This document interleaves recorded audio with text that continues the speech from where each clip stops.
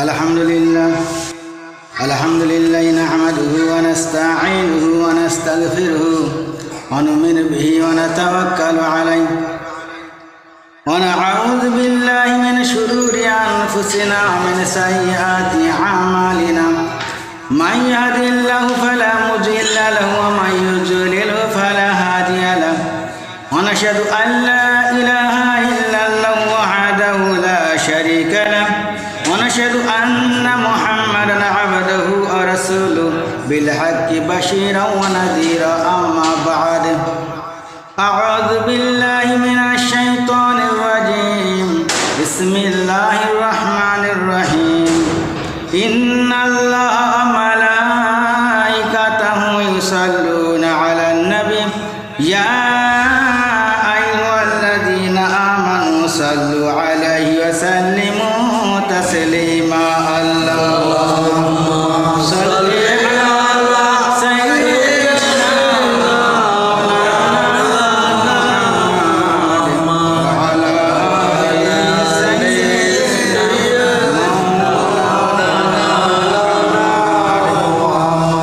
बिस्मिल्लाहिर रहमानिर रहीम वस्तईनु बिस्सब्रि वस्सलाह व इन्नहा लकबीरतुन इल्ला अलल खाशिईन सदाकाल्लाहुल अलियुल अज़ीम।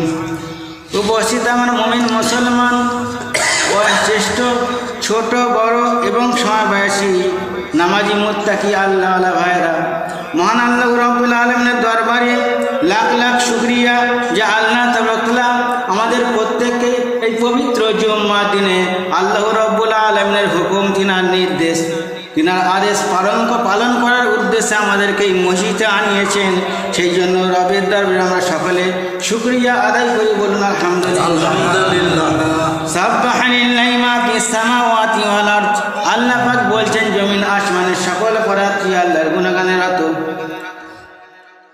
হযরত জুন্নু মিসরি রাহমাতুল্লাহ আলাইহি, তিনার নাম হয়তো আপনারা শুনেছেন। মস্ত বড় একজন আল্লাহর ওলি আল্লাহ বান্দা ছিলেন। তিনি নদীতে গোসল করতে নেমেছেন। একটি নদী আছে, নদীতে তিনি গোসল করতে নেমেছেন। আর দেখছেন একটা মস্ত বড় কুমির ওই পার থেকে এই পাড়ের দিকে আসছে। তিনি ভাবছেন হয়তো আমার দিকে আসছেন। তিনি তাড়াতাড়ি করে ডাঁয়ে উঠে পড়লেন, নদীর কিনারায় উঠে পড়লেন। নদীর কিনারায় উঠে দেখছেন যে কী করে কুমিরটা। দেখছেন কুমিরটা আসছে। আসার পর নদীর কিনারায় এসে থেমে গেল। থেমে যাওয়ার সঙ্গে সঙ্গে একটা মস্ত বড় ক্যাঁকড়া বিছে কোথায় ছিল, কোথা থেকে এসে তার মাথায় গিয়ে উঠে পড়ল, যেমনভাবে মানুষ নৌকায় গিয়ে চড়ে। তো তিনার অন্তরে কৌতূহল জাগলো যে কী ব্যাপার, কিছু একটা তো নিশ্চয় ব্যাপার আছে। আল্লাহওয়ালা বান্দা, আল্লাহর ওলি আল্লাহ বান্দা, তিনার অন্তরে কৌতূহল জাগলো যে দেখা যাক কী ব্যাপার আছে। দেখলেন যখন বিছেটা তার মাথায় গিয়ে বসলো, তখন কুমিরটা সেই বিছেটিকে নিয়ে নদী পার হতে লাগলেন। জুন্নু মিসরি রহমাতুল্লাহ আলাইহি, তিনার মনে আরও কৌতূহল বেড়ে গেল। তিনিও তখন নদীতে আবার ঝাঁপ দিলেন। নদীতে ঝাঁপ দিয়ে কুমিরের পিছে পিছে সাঁতার কাটতে কাটতে কাটতে পার হয়ে যাচ্ছেন। নদী পার হয়ে গেলেন। পার হয়ে গিয়ে দেখছেন যে কুমিরটা নদীর কিনারায় গিয়ে থেমে গেল, আর বিছেটা তার মাথা থেকে নেমে পড়ল। তখন জুন্নু মিসরি রহমাতুল্লাহ আলাইহি তিনি সেই বিছেটার পিছে পিছে চলতে আরম্ভ করলেন যে বিছেটা কোথায় যাই দেখি। কিছু দূর যাওয়ার পর দেখছেন যে বিছেটি যেই গতিতে যাচ্ছিল তার থেকে গতি স্পিড বাড়িয়ে দিয়েছেন। জুন্নু মিসরি রহমাতুল্লাহ আলাইহি তিনারও স্পিড তিনি বাড়িয়ে দিয়েছেন। হন হন করে সেই বিছের পিছু পিছু যাচ্ছে জঙ্গলের মাঝখান দিয়ে। তারপর আবার কিছু দূর যাওয়ার পর দেখছেন যে বিছেটি এবার দৌড়তে আরম্ভ করেছে। মানে অল্প আস্তে আস্তে যাচ্ছিল, তারপরে স্পিড বাড়ার পর আবার দৌড়তে আরম্ভ করেছে। জুন্নু মিসরি রহমাতুল্লাহ আলাইহি তিনিও দিয়েছে বিছেটির পিছনে দৌড়তে আরম্ভ করেছেন। আবার কিছু দূর যাওয়ার পর দেখছেন একটা সাপ, মস্ত বড় একটা সাপ দৌড়চ্ছে, তার পিছনে বিছে, আর তার পিছনে জুন্নু মিসরি রহমাতুল্লাহ আলাইহি দৌড়চ্ছেন। বেশ কিছু দূর যাওয়ার পর দেখছেন হঠাৎ করে সেই বিছেটি সাপের যে মাথা আছে সেই মাথায় গিয়ে কামড়ে বসে পড়ল লাফিয়ে। যখন সাপের মাথায় গিয়ে বিছেটি বসে পড়ল, তখন সাপ লাফালাফি আরম্ভ করে দিল। তখন সাপ আর বিষের মধ্যে হুস্তে হুস্তে কুস্তি আরম্ভ হয়ে গেছে। সাপ চাইছে বিষয়টিকে কোনো রকমে মাথা থেকে সরাবো, বিষয়টিকে মাথা থেকে আমি সরিয়ে ফেলে দিব। আর বিষও চাইছে এই সাপটাকে আমি মারবো বলে বিষটি তার মাথাকে কামড়ে বসে ধরেছে। কিছুক্ষণ পর হস্তি করার পর কুস্তি করার পর দেখলেন সাপটা নতিয়ে পড়ল এবং সাপটি মারা গেল। তারপরে লক্ষ্য করে দেখছেন অল্প দূরে জঙ্গলেতে একটা ফুটফুটে একটা বাচ্চা ছেলে খেলা করছে। আর তারপরেই দূরে দেখছেন যে তার মা দূরেতে বসে কাঠ সংগ্রহ করছেন।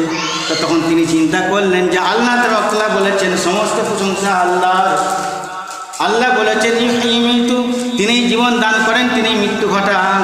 আল্লাহর প্রশংসা এতই বিশাল যে আল্লাহ তাআলা একটা বাচ্চা ছেলেকে বাঁচাবার জন্য কত কৌশল অবলম্বন করেছেন, বলে সুবহানাল্লাহ। তাহলে একটা বাচ্চা শিশু ছেলেকে বাঁচাবার জন্য নদীর অন্য কিনারা থেকে একটা বিছেকে নিয়ে আসছে কি মানে কুমিরের মাথা দিয়ে আল্লাহ তাআলা নিয়ে আসছে, নিয়ে গিয়ে সেই সাপটাকে মারলেন, মেরে বাচ্চা ছেলেটা জিন্দগিটা বাঁচালেন। তো আল্লাহ তাআলা বলছেন বিসমিল্লাহির রহমানির রহিম আস্তাঈনু বিস-সাবরি ওয়াস-সালাহ। আল্লাহ পাক বলছেন তোমরা নামাজ আর ধৈর্য ধরো, নামাজ আদায় করো এবং নামাজের মাধ্যমে আমার কাছে সাহায্য প্রার্থনা করো। আস্তাঈনু সাহায্য, বিস-সাবরি ধৈর্য, ওয়াস-সালাহ নামাজের মাধ্যমে আল্লাহ তাআলা বলছেন তোমরা নামাজ আদায় করো আর নামাজের মাধ্যমে আমার কাছে সাহায্য প্রার্থনা করো। ওয়া ইন্নাহা লাকাবীরাতুন ইল্লা আলাল খাশিঈন। আল্লাহ পাক বলছেন নিশ্চয়ই বিনয়ী ছাড়া অন্যদের নিকট কঠিন। আমার ভাইরা বুঝতে পারলেন আল্লাহ তাআলা কি বললেন যে তোমরা নামাজ আদায় করো। প্রথমে বললেন ওয়াস্তাঈনু সাহায্য, ওয়াস্তাঈনু মানে সাহায্য, বিস-সাবরি সবর এখতিয়ার করো। তাহলে আল্লাহ বলছেন যে তোমরা নামাজ আদায় করো এবং ধৈর্য ধরো আর নামাজের মাধ্যমে আমার কাছে সাহায্য প্রার্থনা করো। ধৈর্য কেন ধরতে হবে? আমার একটা মুসিবত এসে গেছে, আমাকে ধৈর্য ধরতে হবে, নামাজ আদায় করতে হবে আর আল্লাহর কাছে সাহায্য প্রার্থনা করতে হবে। আমরা যদি নামাজ আদায় করি আর ধৈর্য ধরি, আল্লাহর কাছে সাহায্য প্রার্থনা করি, আল্লাহ তাআলা অবশ্যই আমাদেরকে বিপদ থেকে উদ্ধার করুন, বলুন সুবহানাল্লাহ। আল্লাহ তাআলা বলছেন চক্ষুষ্মান ব্যক্তি আর অন্ধ ব্যক্তি উভয় কি সমান? আল্লাহ প্রশ্ন করেছেন যে চক্ষুষ্মান যার চোখ আছে আর যে অন্ধ ব্যক্তি, আল্লাহ বলছেন সে কি সমান?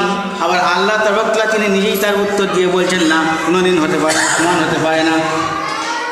তারপর আল্লাহ তাআলা বলছেন একজন জাননেওয়ালা ব্যক্তি আর একজন অজাননেওয়ালা ব্যক্তি উভয় কি সমান? আল্লাহ তাআলা নিজেই তার উত্তর দিয়ে বলেছেন না, উভয় কোনোদিন সমান হতে পারে না। তো আমার ভাইরা, তাহলে এখানে বোঝা যাচ্ছে যে আল্লাহ তাআলা আমাদেরকে জানতে বলছেন, বুঝতে বলছেন। অল্প সময় আল্লাহ তাআলা সর্বপ্রথম যে সূরা নাযিল করেছিলেন আপনারা সকলেই জানেন। হিরা পাহাড়েতে তিনি গিয়ে আল্লাহকে ইবাদত করছেন, ধ্যানে বসে আছেন। হঠাৎ করে দেখছেন যে জিবরাইল ফেরেশতা ইকরা বিসমি রাব্বিকাল্লাযী খালাক, তুমি পড়ো। নবীজি বলছেন যে তুমি পড়ো। দয়াল নবীজি তিনি বলছেন আমি তো পড়তে পারি না, আমি তো পড়তে জানিনি। জিবরাইল ফেরেশতা তিনাকে আলিঙ্গন করে নিলেন, আলিঙ্গন করে ধরে বলছেন এবার পড়ো। তখন তিনি বলছেন আমি পড়তে পারছি না। তিনাকে আলিঙ্গন আঁকড়ে ধরে, বুকের মধ্যে আঁকড়ে ধরে ছেড়ে দিয়ে বলছে পড়ো। এইভাবে 3 বার করার পর শেষের বারে যখন জিবরাইল ফেরেশতা বলছেন আপনি পড়ুন, তখন হুজুর পাক সাল্লাল্লাহু আলাইহি সাল্লাম বলছেন ইকরা বিসমি রাব্বিকাল্লাযী খালাক, পড়ো তোমার রবের নামে যিনি মানুষকে সৃষ্টি করেছেন সামান্য রক্তপিণ্ড হইতে। তাহলে বুঝতে পারছেন কি ইকরা বিসমি, ইকরা মানে হচ্ছে পড়ো। সর্বপ্রথম আমাদের কাছে যে আয়াতটা নাযিল হয়েছে আর কি, সর্বপ্রথম কোরআন শরীফ 30 পারা কোরআন শরীফ, সর্বপ্রথম যে আল্লাহ তাআলা আয়াতটা নাযিল করেছেন তাতে আল্লাহ তাআলা বলছেন পড়ো তোমার রবের নামে, পড়ো তোমার সৃষ্টিকর্তার নামে, পড়ো তোমার আল্লাহর নামে, পড়ো তোমার মাহবুদের নামে যিনি মানুষকে সৃষ্টি করেছেন সামান্য রক্তপিণ্ড থেকে। কত বড় কথা বলুন তো। আর আমরা সকলেই জানি হাল আতা আলাল ইনসানি হিনুম মিনাদ দাহরি লাম ইয়াকুন শাইয়াম মাজকুরা। আল্লাহ তাআলা বলছেন নিশ্চয়ই মানুষের এমন একটি সময় ছিল, অনন্ত একটা কাল ছিল, এসে উল্লেখযোগ্য কোনো কিছুই ছিল না। আমরা যাকে কথাই আমি বয়ান করছি, আপনারা বলে শুনছেন, আমরা যাকে মানুষ, আল্লাহ বলছেন মানুষের নিশ্চয়ই একটা এমনই সময় ছিল, একটা কাল ছিল। 1 বছর, 1 দিন, 2 দিন, 3 দিন, 5 দিন, 10 দিন নয়, 1 বছর, 10 বছর, 100 বছর নয়, একটা মহাকাল ছিল, মহা একটা সময় ছিল, একটা এমনই একটা সময় ছিল যে আল্লাহ তাআলা বলছেন মানুষ উল্লেখযোগ্য কিছু থাকে না। উল্লেখযোগ্য মানে কি? আমার নামটা উল্লেখ করেছে তো, বলে না? যদি কেউ থাকে তবে তো তার নাম উল্লেখ করবে। হ্যাঁ, ধরুন আমি শরীফুল, যদি আমি থাকি তবে তো বলবেন যখন নাম লিখাচ্ছে, আরে আমার বাপ বলবে আমার বয়সের নামে লিখেছ, আমি আছি বলেই সে বলতে পারছে। আর যদি আমি না থাকি তাহলে কী করে বলবে?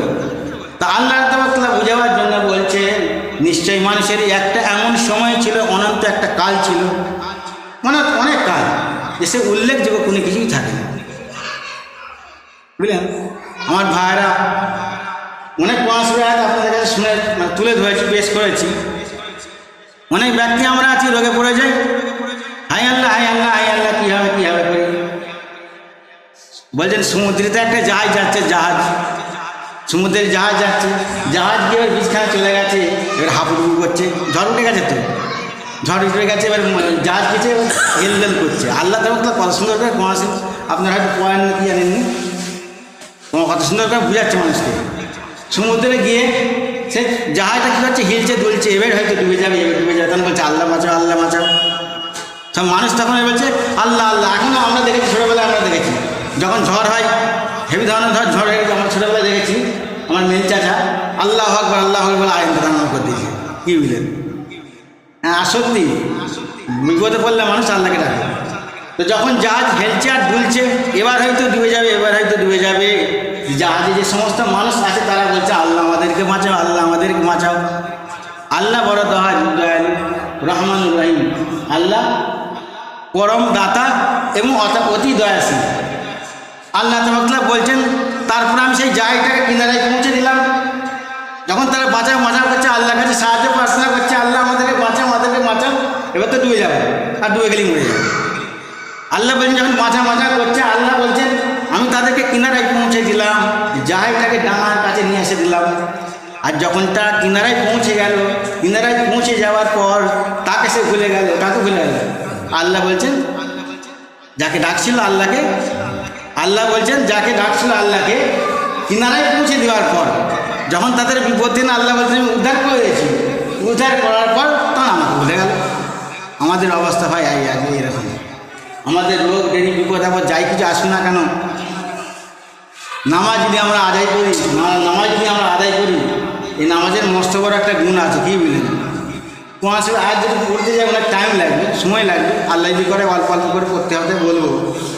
তো শুধু কোরআন আয়াত শুনতে হবে না, শুনে কমসে কম আমল করার চেষ্টা হতো। আমাদের তো বয়স হয়ে গেছে, বয়স্ক লোকের নামাজ মসজিদে আসতে পারে, মসজিদ পান। আমি আগে আপনাদের কাছে বলেছিলাম যে কিয়ামতের ময়দানে আল্লাহ তাআলা বলবেন, মসজিদদেরকে বলবেন যে মসজিদ তোমরা পুলিশের পোল পার হয়ে যাও। এমন পুলিশের পোল ভয়ঙ্কর হবে, নিচে জাহান্নামের আগুন দাউ দাউ করে জ্বলবে, অন্ধকার আগুন হবে, দাউ দাউ করে জ্বলবে। আর সেই সময় পুলিশের যে পোল আছে মানুষকে পার হয়ে যেতে হবে। তো কিয়ামতের ময়দানে যেই সমস্ত ব্যক্তিরা নামাজ আদায় করেছে তাদের কাছে নূর থাকবে। যারা আল্লাহর কোরআন তেলাওয়াত করেছে, আল্লাহর জিকির আজকার করেছে, ভালো কাজ করেছে, সৎ কাজ করেছে, তাদের কাছে নূর থাকবে, যেমন লাইট থাকে তাদের কাছে নূর থাকবে, তারা তখন চলে যাবে। আর দুনিয়াতে সেই সমস্ত মানুষ যারা নামাজ আদায় করি না তাদের সঙ্গে সাথে কিন্তু পাড়ার মধ্যে অনেক লোক থাকে না, গ্রামের মধ্যে অনেক লোক থাকে, কেউ নামাজ আদায় করছে কেউ করেনি, সেই সমস্ত সঙ্গী সাথীরা তখন তাদের আলো দেখে পিছু পিছু চলতে আরম্ভ করবে।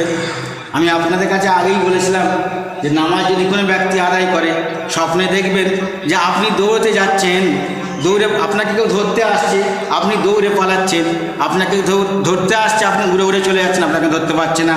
আর যখন নামাজ দেখবেন আপনি নামাজ আদায় করবেন না, আপনাকে কেউ ধরতে আসছে, তখন দেখবেন আপনি দৌড়াতে যাচ্ছেন কিন্তু আপনি দৌড়াতে পারছেন না, আপনি হামাগুড়ি দিয়ে পালাতে যাচ্ছেন কিন্তু পালাতে পারছেন না। স্বপ্নের মধ্যে যেই ব্যক্তি বা যেই জিনিস আপনাকে ধরতে আসছে সে না আপনাকে ধরে ফেলছে, এইটা হচ্ছে নামাজের কারণ। নামাজ আদায় করলে সেই ব্যক্তি অটোমেটিক পার হতে পারবে। তো কিয়ামতের ময়দানে তখন সেই সকল ব্যক্তি তারা নূর দিয়ে তারা যাবে, তাদের পিছিয়ে পিছিয়ে সেই সকল বেনামাজি যারা নামাজ আদায় করে না, আল্লাহকে স্মরণ করে না, আল্লাহ জিকির করে না, আল্লাহর গুণকীর্তন করে না, আল্লাহর হুকুম আল্লাহর নির্দেশ মেনে চলে না, তারা তখন চলতে পারবে না, তারা তখন পিছিয়ে পড়বে, তাদের সঙ্গে তাদের গতির সঙ্গে পিছিয়ে পড়বে। তখন তারা কান্নাকাটি আরম্ভ করে দিবে, হাওয়া করে কাঁদবে যে তোমরা অল্প দাঁড়াও, তোমাদের সঙ্গে সঙ্গে তোমাদের আলো দেখে তোমাদের পিছু পিছু আমরা যাব। তখন বলবে না না না, আমরা দাঁড়াতে পারবো না, তোমরা পিছনে ফিরে গিয়ে আলো নিয়ে আসো। তো সেই সময় আল্লাহ তাআলা সেই সকল মসজিদকে বলবে তোমরা পুলিশের পোল পার হয়ে যাও। তখন মসজিদ বলবে আমি সেই সকল ব্যক্তিকে না নিয়ে আমি বেরোবো না। তাদেরকে মসজিদ তখন বলবে সেই সকল ব্যক্তি যারা আমার মধ্যে এসে নামাজ আদায় করেছে, নামাজ পড়েছেন, আমি তাদেরকে না নিয়ে পুলিশের পোল পার হয়ে যাব না। তখন আল্লাহ তাআলা বলবেন ঠিক আছে ঠিক আছে, তুমি সেই সকল ব্যক্তিকে নিয়ে নাও এবং নিয়ে পুলিশের পোল পার হয়ে যাও। বলুন সুবহানাল্লাহ। তাহলে ভাই ঘরের কাছে মসজিদ, বেশি দূর রাস্তা নেই, 50 বছর 60 বছর বয়স থেকে হয়ে গেল, আর কবে নামাজ পড়বো? এবার কবরে যাওয়া শুই মালিকুল মওত যখন এসে এবার সময় শেষ হয়ে গেছে। আয়াত একটা বললে আরও অনেক আয়াত আছে, কী বললেন? সময় শেষ হয়ে গেছে। আল্লাহ তাআলা আমাদেরকে আর 5 ওয়াক্ত নামাজ, আমি প্রত্যেক সপ্তাহে বলি 5 ওয়াক্ত নামাজ জামাতের সঙ্গে আউয়াল ওয়াক্তে মসজিদে আদায় করার জন্য তৌফিক দান করেন। মসজিদে নামাজ আদায় করতে পারবেন, আদায় করবেন। মসজিদের ভাই মুখ নাই, মসজিদ কি বলবে? হাসি বল নামাজ পড়তে এসে বলবে? বলুন তো, বা সভাপতি সাহেব আপনি নামাজ পড়তে আছেন বলবে? তো মসজিদের এখন ইমাম ধরুন মসজিদে আছে, তো সে ইমাম মসজিদের হয়ে বলবে, বা মুয়াজ্জিন যে থাকবে সে মসজিদের হয়ে আল্লাহ মানুষকে ডাকে, আল্লাহ করে মানুষকে ডাকে। আল্লাহ তো ডাইরেক্ট ডাকবে না। তো আমরা যেন এই মসজিদ নামাজ আদায় করতে পারি। ফজর, জোহর, আসর, মাগরিব, ঈশা সব নামাজ যদি আমরা আদায় করি, বা জুম্মার দিনে যেমন আসবেন, এতেও আল্লাহ খুশি হবে, আল্লাহর রহমত হবে। জুম্মা পড়তে পড়তে হয়তো আল্লাহ তাআলা আমাদের উপর রহমত করলে 5 ওয়াক্ত নামাজ ধরে থাকবে। বুঝলেন? অনেক নিয়ম ভাইয়ের আছে, নামাজ পড়তে হয়নি, আল্লাহর রহমত যখনই হয়ে যাবে তখন নামাজ আদায় করতে হবে। জুম্মার দিনে কোনো সময় আসবেন, আল্লাহ তাআলা খুশি হবে। আল্লাহ তাআলা আমাদের প্রত্যেককে যেন আল্লাহর হুকুম আল্লাহর নিষেধ পরিপূর্ণভাবে মেনে চলার তৌফিক দান করেন, আমাদের ঈমানকে যেন মজবুত করেন। আমা আলাইনা ইল্লাল বালাগ।